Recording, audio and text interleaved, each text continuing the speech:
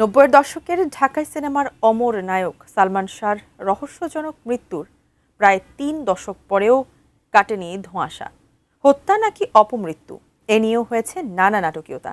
এবার মামলার রাজসাক্ষী রিজভী আহমেদ সালমান শাহর মৃত্যুর ঘটনায় চিত্রনায়িকা শাবনূরকে জড়িয়ে দিয়েছেন নতুন তথ্য, আর এ নিয়েই ক্ষোভ প্রকাশ করে দীর্ঘ বিবৃতি দিয়েছেন শাবনূর।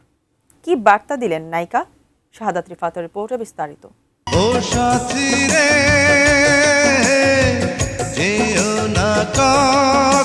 ঢাকাই সিনেমার সোনালী অধ্যায়ের এক উজ্জ্বল নক্ষত্র নায়ক সালমান শাহ।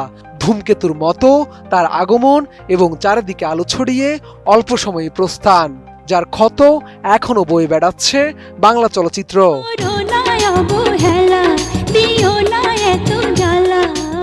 নায়ক সালমান শাহর মৃত্যুর পর বাংলা চলচ্চিত্রের সোনালী সূর্য ডুবে গেছে। তার মৃত্যুর পর ঢালিউডের প্রাণচাঞ্চল্য আর কোনো নায়কই ফিরিয়ে আনতে পারেনি। ক্যারিয়ারে খুব অল্প সময়, হাতে গোনা কয়েকটি ছবিতে তিনি দর্শকদের সবটুকু ভালোবাসা জয় করে নিয়েছিলেন। শুধু তোমাকে চাই, আর কিছু জীবনে পাইবা না পাই। 1996 সালের 6 সেপ্টেম্বর এই নায়কের মৃত্যুর পর থেকে নানা নাটকীয়তার জন্ম হয়েছে। সম্প্রতি সেই পুরনো মামলা ও বিতর্ক আরও উস্কে দিলেন সালমান শাহর অপহরণ মামলার অভিযোগে একসময়ে গ্রেফতার ও রাজসাক্ষী হওয়া রিজভী আহমেদ ওরফে ফরহাদ।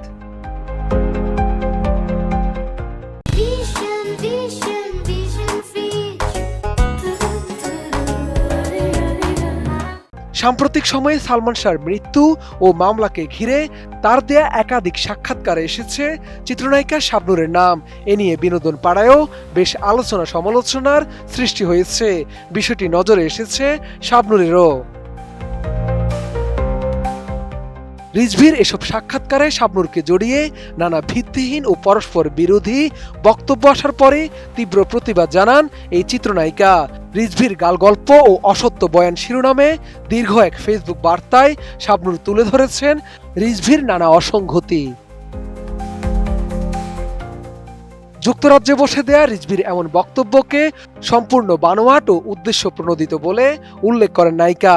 তার দাবি, 1997 সালে রাজসাক্ষী হয়ে খুনের দায় স্বীকার করলেও পরবর্তী সময়ে বিভিন্ন সাক্ষাৎকারে রিজভী কখনো দাবি করেছে এটি আত্মহত্যা, আবার কখনো এর জন্য সালমান শাহর মা নীলা চৌধুরী ও তাকে দায়ী করেছে, যা সম্পূর্ণ ভিত্তিহীন। শাবনূর স্পষ্ট জানিয়েছেন রিজভীর সঙ্গে তার কখনো কোনো যোগাযোগ ছিল না, এমনকি তিনি তাকে চেনেনও না। 2016 সাল থেকে 2018 সালের মধ্যে তাদের বিয়ে ও বিচ্ছেদের দাবিকে হাস্যকর ও সম্পূর্ণ মিথ্যা বলে উড়িয়ে দিয়েছেন এই নায়িকা। শাবনূরের মতে মামলার মোড় ঘুরে যাওয়ায় অভিযুক্তদের কেউ কেউ এখন আত্মরক্ষার চেষ্টা করছেন, আর সেই উদ্দেশ্যে কারো প্রলোভনে পড়ে রিজভী আহমেদ তার ও নীলা চৌধুরীর বিরুদ্ধে এসব অপপ্রচার চালাচ্ছে বলেও দাবি করেন নায়িকা। সবশেষে ঘটনার সঠিক তদন্ত ও বিচারের দাবিও জানিয়েছেন শাবনূর। তিনি লিখেন, তিনি আন্তরিকভাবে চান একটি নিরপেক্ষ ও পূর্ণাঙ্গ তদন্তের মাধ্যমে সালমান শাহ মৃত্যুর প্রকৃত রহস্য উদ্ঘাটিত হোক এবং এই ঘটনায় কেউ জড়িত থাকলে দায়ীদের দৃষ্টান্তমূলক শাস্তি হোক। চলতে চলতে পাবো দুজন স্বপ্নের ঠিকানা। শাহাদাত রিফাত, ATN নিউজ, ঢাকা।